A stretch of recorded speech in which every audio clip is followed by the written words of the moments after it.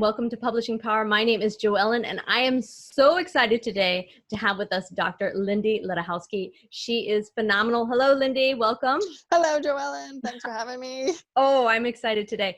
I've been looking for your program, your tool for so long. So I'm going to kind of talk a lot about that. But let me first introduce Lindy. Lindy is an award-winning educator, scholar, and entrepreneur, which makes it very exciting.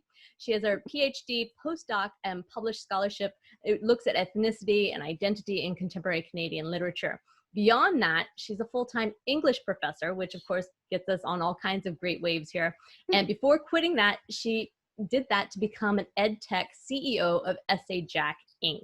It's an online academic writing platform, but that does not say what it does. And I'm going to talk about that because I've been looking for something like this. Our academic writers come in again and again, and this is an online tool that takes you from a blank page to the ability to coherently and cohesively write your entire dissertation or thesis. It gives you nice transitions, it gives you prompts, it shows you how to do your citations, your footnotes, all these fantastic things so that you can focus on what you know. And from the point of view of an editor, this is great because that means we can actually make sure that we're supporting your theses and the other things more rather than just correcting commas and punctuation, and really give you the kind of work that we want. So thank you for creating that. That's really cool. So you have so much background in writing and the theses and dissertation area. So I want to talk to you about that today, but I am going to push people to go look at Essay Jack because it definitely does what we need in this world. So it's fantastic. Tell us a little bit about, you were writing, and I'm going to start with other questions about our subject here, but tell us a little bit about how you transitioned over to this Essay Jack. What was the inspiration? How did it happen? That's a fantastic question, and I love telling the story because it is. I find it's strange. A lot of academics who do PhDs, who do postdocs, who land tenure track jobs, they think, all right, I'm here, I'm good, I'm set for life kind of thing. And I certainly thought that way as well. When I defended my PhD and went on and did the postdoc and then got the job as an English professor, I was like, yep, this is what I want to do forever. And then it's sort of interesting because in my case, there were two things. So one, my husband is a professor and he was a professor in a different city. So that poses certain problems. You're like, oh, well, do we just like live out our 40-year careers a 5-hour drive from each other? That seems a bit weird. And anyone who is in the academy knows just how weird and hard it is to get tenure track permanent positions in the same place. So that was one thing we were juggling with. But the bigger thing was I sort of felt like, as a competitive person, a person who has raced bikes and who has done running races and who sort of sees life as these series of achievements and challenges and everything. Once I sort of had the tenure track job and my publication record was solid enough that I was well on track for tenure, I started to be like, oh, okay. Now what? Now what? And exactly the sort of now what? And then because of teaching, and so I was mentoring a couple of graduate students. I was on a committee that evaluated a PhD fields exam. I was teaching courses in contemporary literature and contemporary Canadian literature. And a lot of the things that I had been dealing with in terms of academic writing, both from first-year students all the way up to PhD students, I started to think like, well, so I can spend my life, sort of teaching these lessons again and again. But how many people can I teach in a year or even an entire career versus let's see if we can't develop some technology with this pedagogy and with these lessons built in, and then there's no end of people you can help. And so that to me seemed really, really like a valuable next challenge to kind of jump into, I think. Oh yeah, definitely. And I love systems. So, I mean, that's the answer to everything, right? Yeah, well, and I think, that's such a good point about systems, because the thing is, if you can decode systems, it also allows access to whatever that system may be, whatever that code may be, to people who are otherwise excluded. And that's another sort of piece behind sort of Essay Jack and the motivation. I mean, as you mentioned in the bio, I work on sort of contemporary Canadian literature and ethnic identity and who are we and all that. And equity is part of that. Absolutely. And so there's tons of research about how certain students, if your parents are more educated, or if you speak English at home, statistically you will do better at university. And like, that's not your fault. Like, is that, what your parents did or didn't do has nothing to do with your aptitude. So if technology can sort of level the playing field, or in your words, if you can create a system and that system is equally accessible by anyone, regardless of where they grew up, who their parents are, then that, to me, at a philosophical level, I can really stand behind, because I believe that everybody deserves an equal shot at success. Absolutely. And I think that what we find here on the back end as editors, we get such a large amount of clients coming to us from Asia, and they of course have the best education, the best technology, the best, scientific backgrounds, right? And they're limited by the language, because the international publishing of all these journals, if you want to be an Elsevier or whatever, you've got to have clarity in your English language. And what I loved about Essay Jack was, it showed you exactly how to start it off. So it kind of gave you an interesting prompt there. So as an editor, I knew exactly what you were starting with and where you were going, and and you just filled it in. So it's really, it's a tool on both ends, and that's where I get excited, because, of course we can recommend things, but when we can use it on the back end, and it's another tool in our set to say, okay, of course this makes sense. Now I can see where you're going. My background is also, and especially with this COVID, I think, having access to technology is going to be a huge divider, but it's not enough. There's still, once you get on there, how do you work with it? How do you fill it in? And we're looking at the potential for a huge jump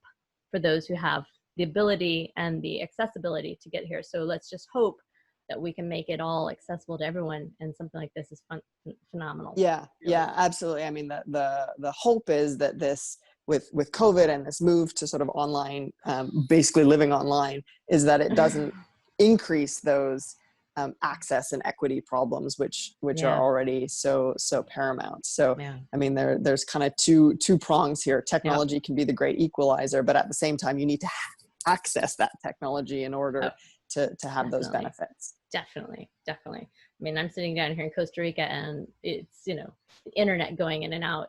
It's just, and I'm lucky, I have great internet. I have all the technology and tools I need.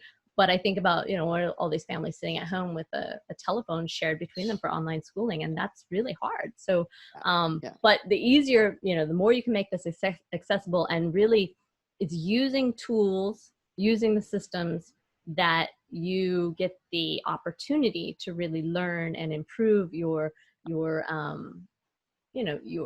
technique and your craft. Your craft as a writer. And researchers have a craft. Is a different type of craft. It's not Absolutely. as, but it is a definite craft, and we need that more than anything, obviously, right now with research. So, all right. Yeah, well, I completely agree. I mean, the craft of writing is the same, whether you're writing a novel or a poem or a piece of scholastic writing. Right. The genre is different. The vocabulary is going to be different. Your writing process is going to be different. But there are generic conventions that dictate success in each of those pursuits, those writing pursuits. And it really is the ability. I mean, I find something like this, what you're putting out there, is really you get the opportunity to learn from the master. And so you're like an apprentice. Thank you. The word was gone, but you're getting a technological apprenticeship. And I always say that again, when you're editing, take full advantage of the knowledge you're being given, because you will get better. It will not eliminate the need for working with that person again in the future, because you constantly, it's a learning, evolving process. However, you will save yourself time and frustration, and you can, especially if you're going into academics full time, you're going to be publishing 4-6 times a year. So, I mean, this is something for the first timers, but it's also for those who are publishing annually, and that's really great. So, all right, I'm going to ask you my questions now. So tell us about, what is a dissertation or thesis? Because, a lot of my people come in, we talk about these things. I just want to make sure that we know exactly what is a dissertation or a thesis from your perspective? Yeah. And as you know, because we're sort of freewheeling and talking about like, an essay Jack can do this, and this is what researchers do, and we should probably sort of back up and be like, okay, what exactly are we talking about? Exactly. And I mean, realistically, a master's thesis is generally the convention in most jurisdictions that a thesis refers to something that's shorter, that's done at the master's level, and a dissertation is something that's quite a bit longer, that's done at the doctoral level. Correct. Now, of course, just to confuse people, some countries switch that around and they refer to master's dissertations or PhD theses. Right. But generally speaking, what each of those are is that at the master's level, you may be doing a larger research project. You're kind of addressing one problem. And again, the details will be different from discipline to discipline. Whereas a dissertation or a doctoral level project is going to really intervene in the broader scholarly field where you find yourself operating, and it'll be a multi-year project of some sort.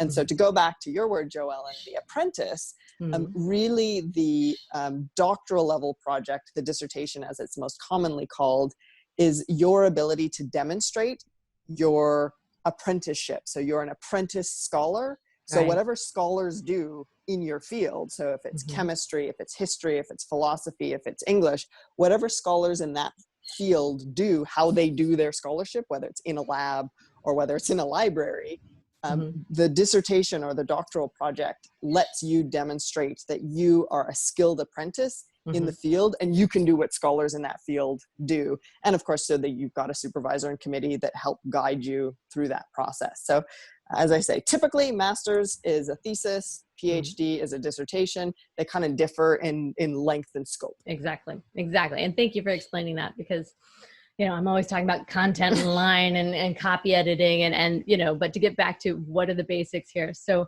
what are some of the mistakes or difficulties that you found? Because you obviously designed this software around the idea of helping them overcome it. What are the mistakes or difficulties they have when they're writing these types of articles? Yeah. That's at the core of sort of why we developed Essay Jack, and even at the core of sort of what motivates me as an educator, is that often when we start to write, and this applies for master's and PhD level writers, but also any kind of scholars. I mean, we don't know what we don't know, and that can be very paralyzing. And so often at the level of students, so whether it's graduate students or postdoctoral level scholars, we know our content. So we know what we want to say. We've either, conducted our experiments, or we've had our interviews, or we've done our ethnographic research, or we've read in the library and become a master over that discipline. Whatever the data set, to use that term, even though, sometimes folks like me in literature don't like to refer to texts as data, but whatever it is that you're researching, you start to feel like, okay, I have some thoughts about what it is that I'm researching, but I don't know how to begin writing about those thoughts in a way that is in keeping with the expectations of scholarly writing. So to go back to what you were saying before, each piece of writing has its generic rules. And so for writers who are perhaps in Asia, but they want to submit to Scopus journals with the appropriate ranking for their impact factor, which is going to affect whether they get a job or whether they get promoted or whatever it may be in their professional life. Even if they can get technical help around the English language, so they can get their punctuation fixed, their verb tenses fixed, English language writers expect to see certain things in certain places. And so the common mistake or the common difficulty, to bring it back to your question, that graduate student or junior scholar writers have sometimes, is that they don't know where to place all of that content that they've developed mastery over or comfort with. And so it can tend to be like a content dump. Here are all the things that are in my head that I've been reading, and I open up my word processing document and I'm just going to sort of type it all out, and then I'll make it make sense later. And that making it make sense later can be quite painful if you're not really clear about where things need to go. So I would say that's sort of a big common mistake, is just the overall structure of a piece of scholarly writing. So you say the right things in the right way.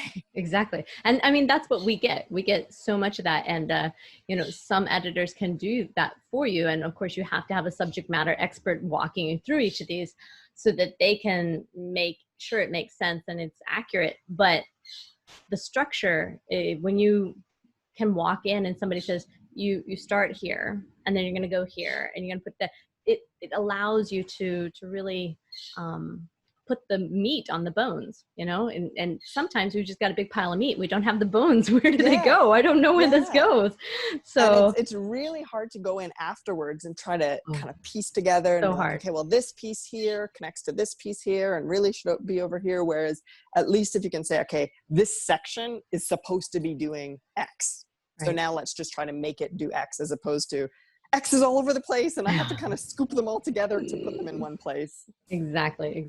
And that's so important. So, and of course, this is people that are making on the thesis or dissertation level. So then we have the researchers who are doing the scholarly journals and the articles out there. How is it different? How is the thesis or dissertation, just for the listeners out there, differs? Because you got the researchers and then you've got the academic students and people growing. And there's a really close relationship most of the time between master's level, doctoral level, and then the published output. So, and this can happen in different ways in different fields. So in some of the social sciences and science field, the work that you may produce as a master's student or a doctoral level student may then form part of a co-authored journal. And so you may actually play a significant role in writing up those findings.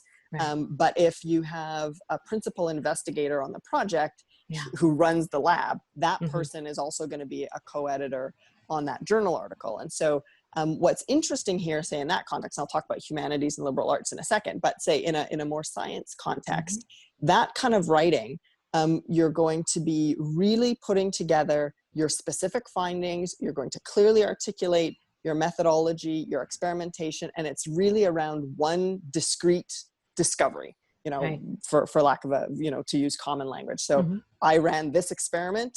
This is what the experiment looked like. This is the parameter, and these were the findings that we came up with. And that's essentially the structure of a journal article. And now those findings may also find expression in your doctoral dissertation or your master's thesis, but they'll be presented slightly differently in a more sort of straightforward and concrete way for a journal article. In social sciences and humanities, or humanities and liberal arts in particular, often you won't have the same conventions around co-authorship, although sometimes you do, but most often you as the researcher, and you could be a graduate student, like the first peer-reviewed journal article that I published started its life as a master's paper, and I submitted it as a master's paper, and my professor was like, "Hey, this is good. Why don't you submit it somewhere to get it published?" I was like, "Okay, I will."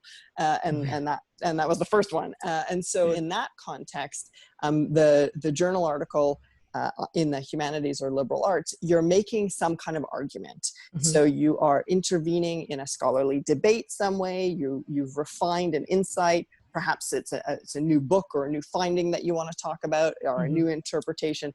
But in most cases, again, it's sort of maybe 20 pages is kind of the length that you're looking at in terms of a scholarly journal, whereas you may have 250 pages of your dissertation. And I think it's very important that you see that, because with the researchers, you've got all these different people working together, and having a system, a tool where I'm taking care of this part and everyone is able to work together more cohesively, more effectively, more efficiently. And I think also using that for yourself, especially when you're new and you're really trying to get at the first steps of your career, it gives you a safety net, can we say? That, I know what you're talking about, and I'm filling out. And if I don't know what you're talking about, I can go back and look at this in the evening and kind of, figure it out.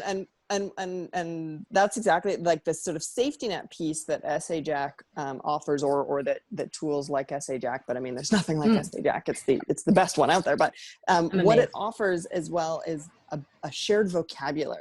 Exactly. So that if you're a graduate student and you have a supervisor, and your supervisor says, "Well, I really need you to work on your methodology section," you can then go in and look at SAJAC and be like, "Well, where is methodology? That? What is that?" And there's tips and guidance in there. And so similarly, if you're in, say, a co-authoring context, and you want to say, "Okay, well, I want you to provide the extended background to set the stage for this research project, but then I'm going to go into the analysis section. Exactly. You have that shared vocabulary. Whereas otherwise, if you're No. just writing on a word processing, you're like, okay, well, I'll do this piece and you do that piece.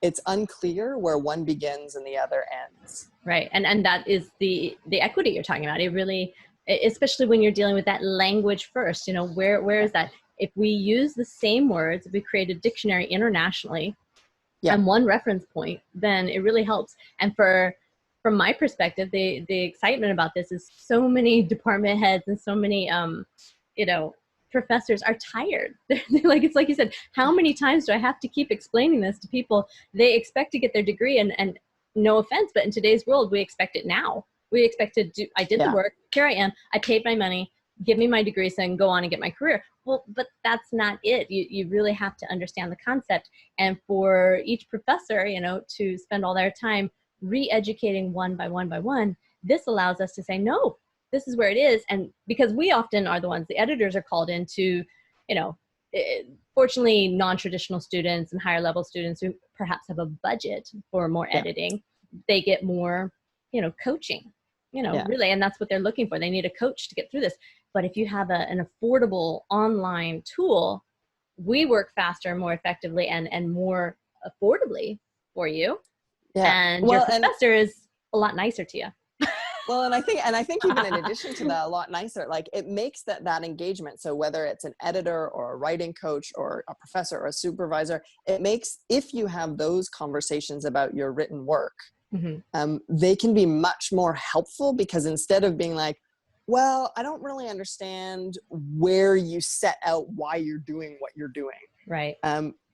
Whereas instead, if you've used Essay Jack, the why you're doing what you're doing is right in there. It sort of asks you for your methodology section, and then you can point to that, and then you can either say, oh, okay, well, it's missing this, this, and this, and you can beef that section up, as opposed to spending all of your time just teasing out the insight that you as the writer might have. You just didn't know where and how to articulate that. Exactly. And I think that's very important. So when you created this platform, that there's certain elements that are way more important than others. So tell us about the most important elements. And I want to talk about theses and dissertations, because, those who've published, they're kind of farther along in the game, but the thesis or dissertation, they're still trying to figure it out. And it is a learning curve. So what are the important elements that they need to be looking at? So now Essay Jack has a variety of different templates, like you can write a book report or a TED Talk, whatever. But when we began with the academic essay, which is our sort of most expansive template, and you can add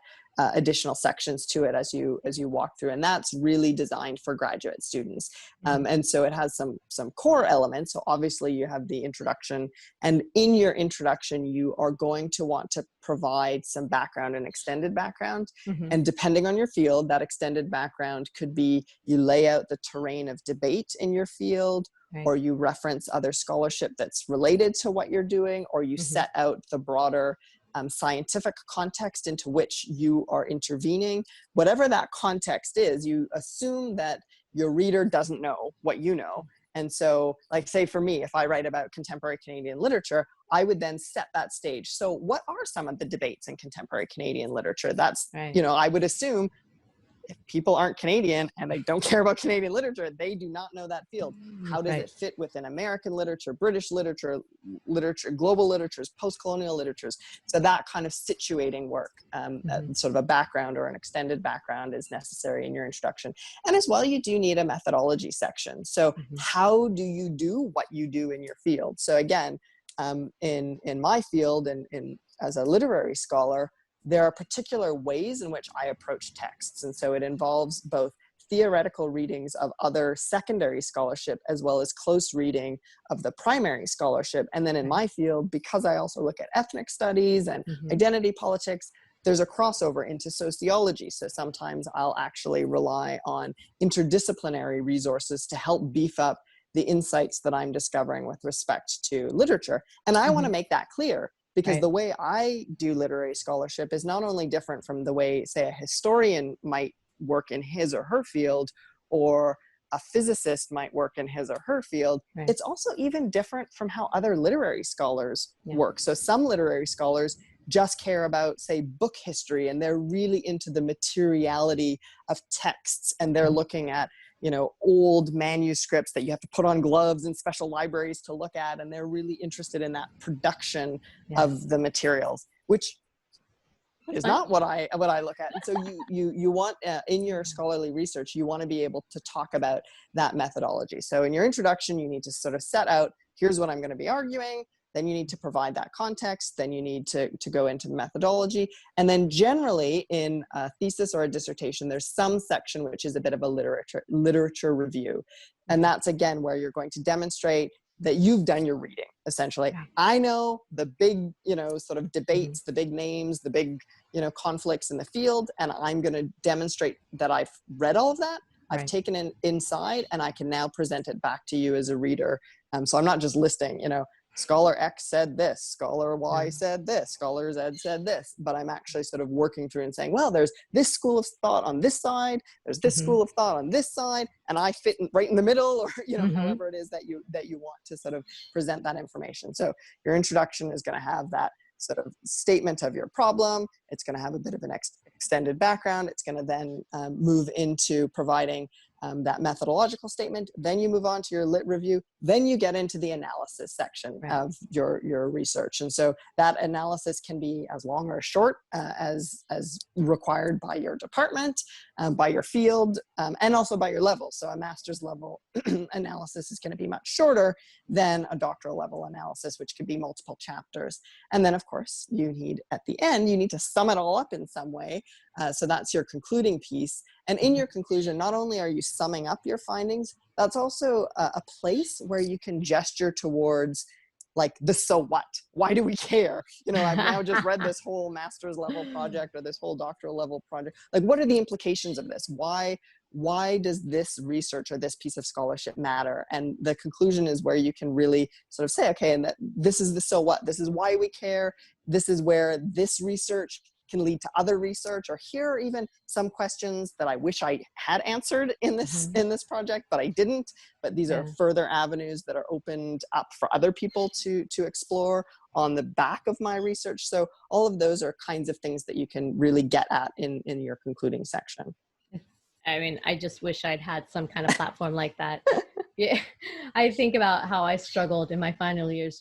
And, you know, you go into the writing center and you try to get the help. And you know, some days you're lucky there's somebody who teaches you from a higher level perspective and can give you that. I mean, this is a structural or substantive level of editing, more or less, that gives you the platform or the bones, as I said, to put your meat on and to really hang it all together. And it's a shame that so often so many brilliant people in the world struggle putting it together, because it's a whole additional learning curve, you know? Okay, I've learned everything else I need over here, but now I have to go learn how to present it. Are you kidding me? I'm tired.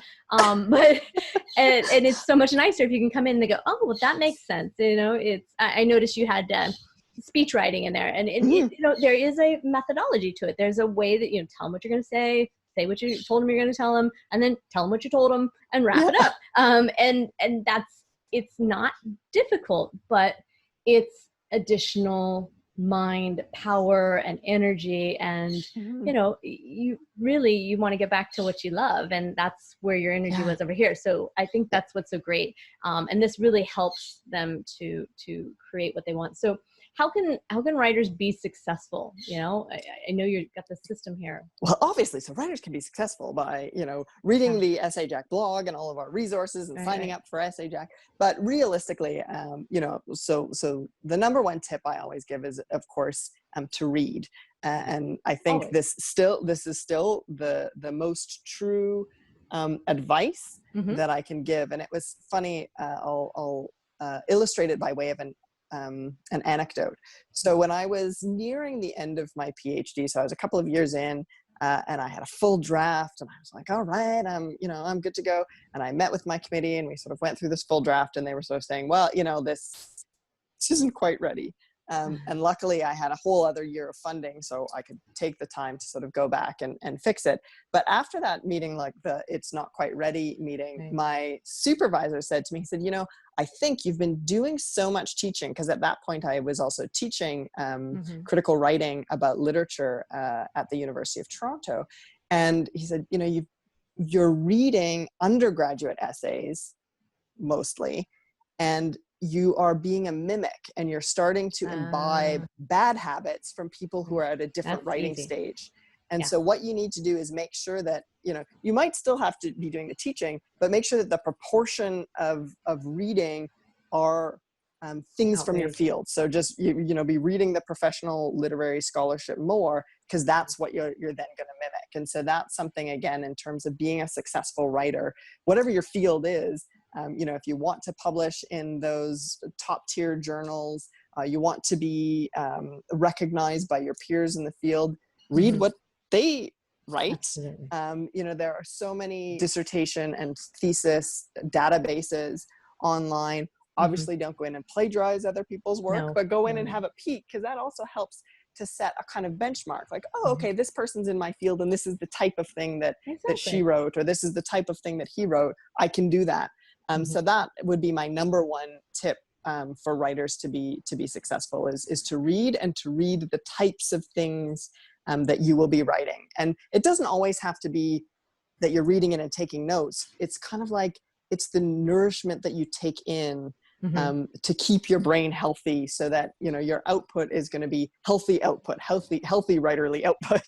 Right. I mean, it's incredible. I mean, and that goes for all genres: fiction, nonfiction, academic, wherever you are. You know, we tell them again and again, who is your favorite, who inspires you, who motivates you, who gets you going. And it's funny that would be your number one tip. I had, and he's a researcher, so this is what I'm a big Malcolm Gladwell fan, fellow Canadian there. And I love his research, love what he does. And he was at the book expo in New York last year and got the opportunity to meet him. And I said, you know, what is your number one tip for writers out there? And he said, you know, just rewrite and rewrite and rewrite and keep rewriting, because, you know, between the reading and the writing, you just have to, you're never done. He says, it's never done. He goes, I rewrite my work so many times. It's never done. And it really comes down to that, to keep going and, you know, to keep evolving and keep becoming the researcher, the scholar, the career person that you evolve and emulate. So it's fantastic. Yeah. And I would agree with that. So I find myself in good company agreeing with Malcolm Gladwell. And I think too, it's, you know, often we think of these pieces, whether it's a master's project or a doctoral project or a journal article or a book, whatever, we think of them as done, and therefore they must be perfect. No. But we as writers, our whole life is not done.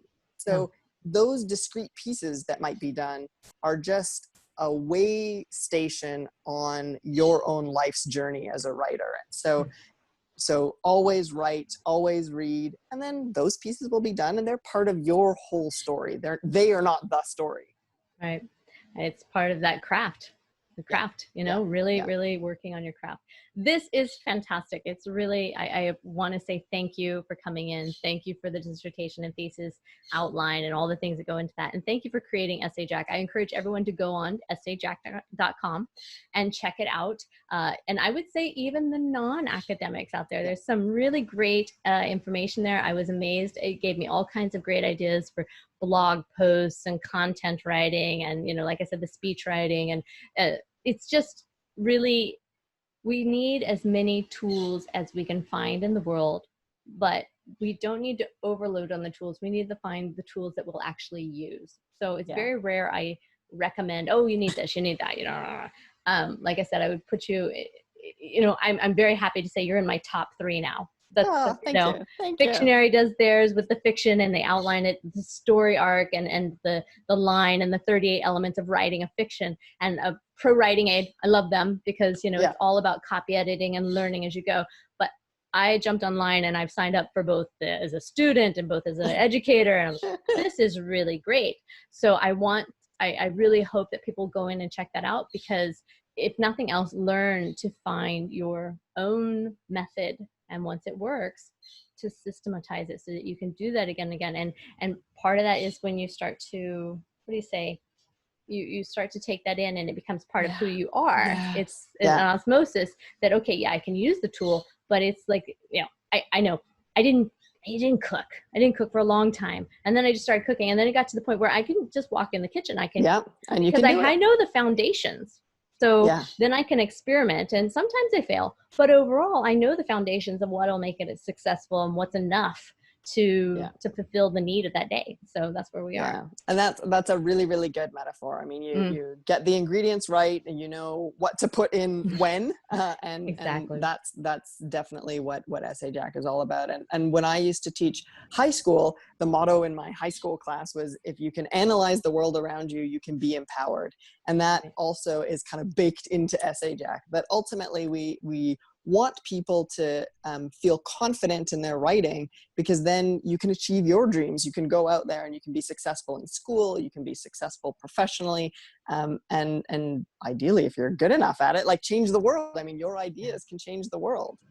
I love it. I love it. I'm going to leave it on that note because that's very wisely said. Very wisely said. Thank you so much, Lindy. This is Lindy Ledohowski. Go check out essayjack.com. And if you have any questions, feel free to contact us. We'll talk to you about theses and dissertations. So we're all blue in the face, and we loved it. So thank you so much, Lindy. Have a great day. Thank you. Happy writing, everyone.